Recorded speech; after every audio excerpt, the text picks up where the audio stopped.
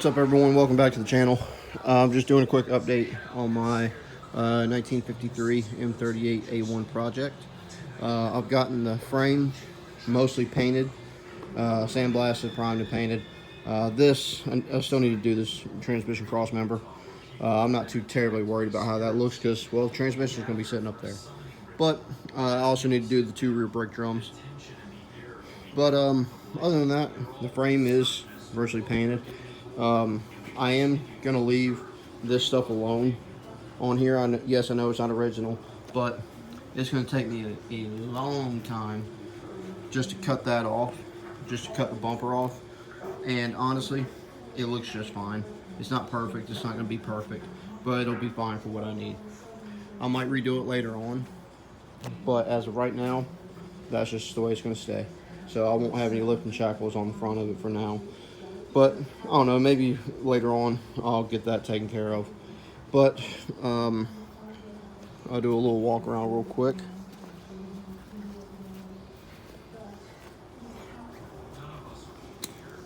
Like I said, I still need to do this.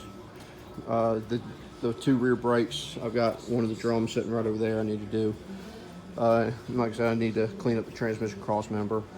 But and yeah, I need to finish that up in there.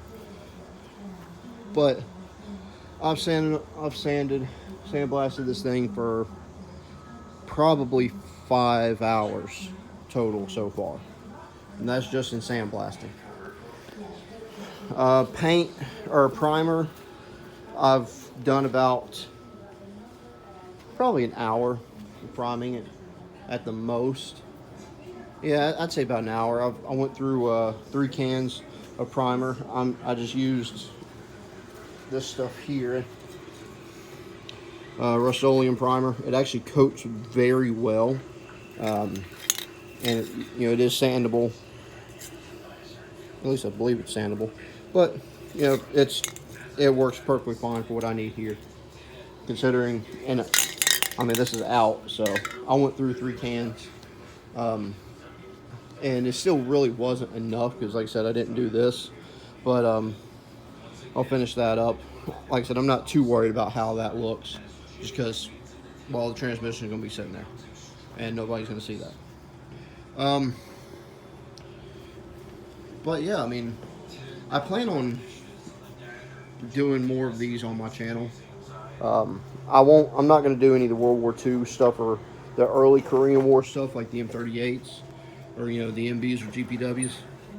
Those don't really intrigue me. I mean, if I come across one at a good price, yeah, I'll snatch it up. But I'm not a big fan of the flathead engines. I do like these overhead valve engines more, and that's just my preference. I know everybody's going to say, oh, the flathead engine is a great engine, and it is. But so is the overhead valve 4-cylinder. I mean, it's a great engine. But like I said, I've got an M151A2 mutt project sitting back there, and actually you can see the A2, the M416A2 trailer sitting there. Well, kind of A2. I think some of the A2s had surge brakes on the tongue. This one does not, which I'm glad it does not. But it does have the A2 lights, and this is exactly how the military had it. It's not been repainted or anything like that. And behind that white Jeep right there, I've got an M100 attached to it. And I mean, it's going to need some work. It's going to need the floor fixed. I'm not going to go through and replace it. I'm not going to get that anal about it. I'm going to fiberglass it and be fine with it. If it did not have a tailgate cut in it, and then yeah, I would probably maybe replace the floor. But it's got a tailgate cut in it. I like the fact that it has a tailgate cut in it because it actually makes the trailer a little bit more useful. So I'm gonna leave that alone. I'm just gonna clean it up, sandblast it, prime it, paint it, stuff like that, fix it back up. It does not have any lights on it right now, and the wiring harness is messed up. So I'm gonna go through and fix that. Oh, I see a spot I missed right there. And I need to get that part of the leaf spring. But yeah, that's really about it. The paint that I'm using let me go over that real quick. Just ran out on that can. So I keep my paint in the filing cabinet. And so the paint that I'm using is this Marine Corps Forest Green.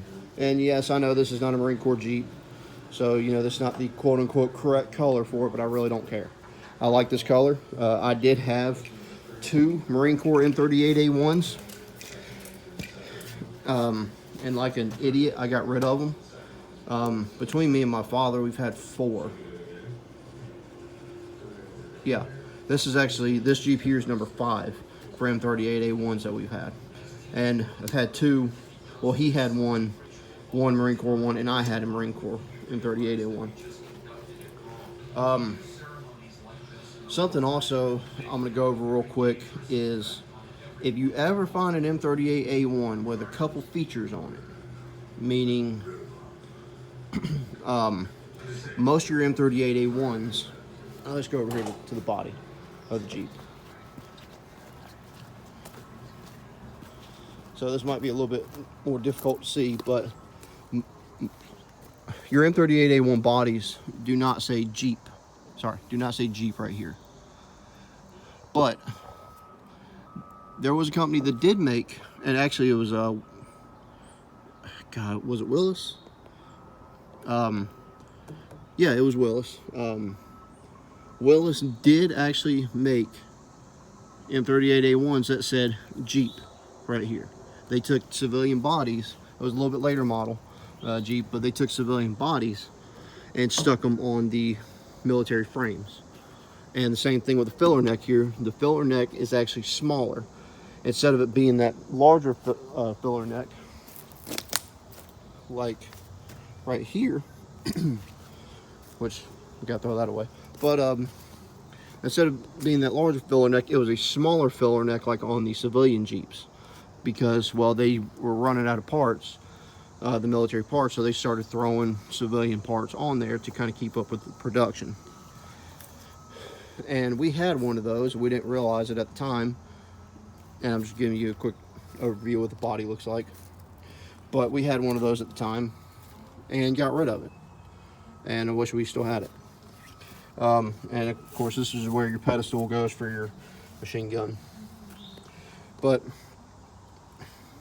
if you ever find one of those, that one is a very, very hard Jeep to find.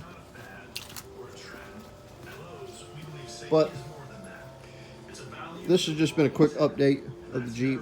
I'm gonna finish this stuff up, you know, the couple spots that I missed, do the brake drums back there, and then I'm gonna go ahead and start, you know, pull the brake drums back off, and go ahead and start putting the brakes in.